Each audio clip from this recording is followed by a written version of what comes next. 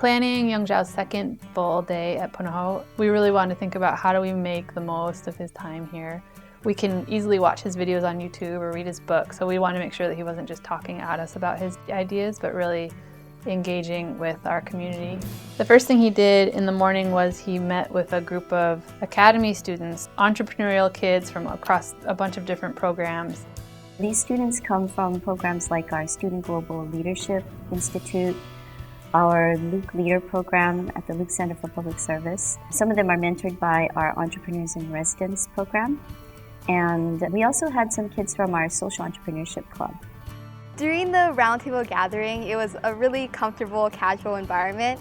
The students and teachers were just all around one table, and we were just kind of bouncing ideas off of one another and really listening to what Dr. Yong Zhao, his philosophy on education and how students in America have to really, step up to the challenge of pursuing like a passion and then developing their careers from there.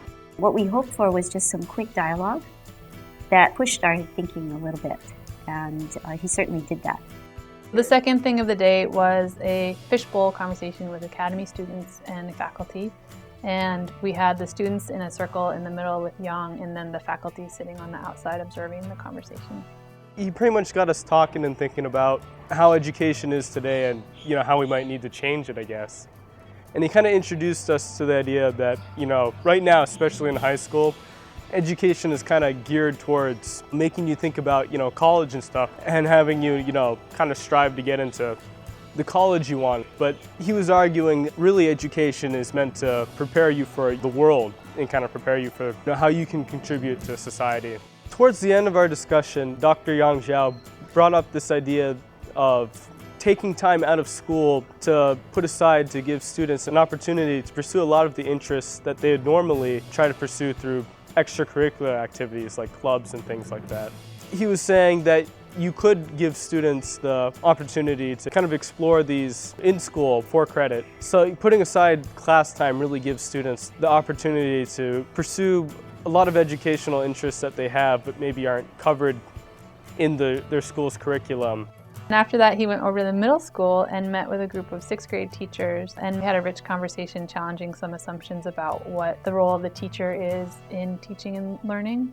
Really very little agenda. It was just an opportunity for them to ask questions and for him to field them and to really maybe be a little provocative at times. The focus of our discussion was around the topics of inquiry-based learning, and also just practically speaking, how do you use that style of teaching in your classroom? How do you focus 25 sixth graders into different topics and different projects without feeling like there's a loss of control? A lot of our discussion was around his strategies, his ideas for doing that.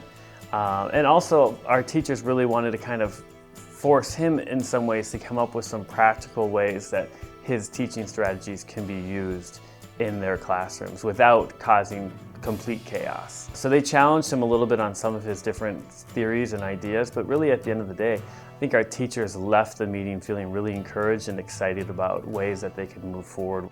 And after that, we went up to the President's Pavilion for the Parent Faculty Association Leadership Lunch. So in addition to their regular business, they had the opportunity to hear Yong talk about sort of a parent's role in the idea of transforming education. And then at the end of the day, we moved to a more traditional structure to ensure that really everybody got a chance to intersect with Yong at some level. So we invited all of the faculty to the chapel to hear a talk, and our prompt for him in that talk was just to talk about sort of learning journeys, try to connect his thinking to the idea of journeys, which is our theme for the year, and to challenge teachers to think differently about their work. One of the reasons why he's such a valuable thinker for us at Punahou is that he's remarkably provocative. What he tries to do is challenge us to tear down assumptions and then build from our beliefs. What he's able to show is that the things that we believe about learning and about people and about students and about caring for them, if we start from there and then we build a learning environment, what we would create, it would look a lot different than the school that we actually exist in right now.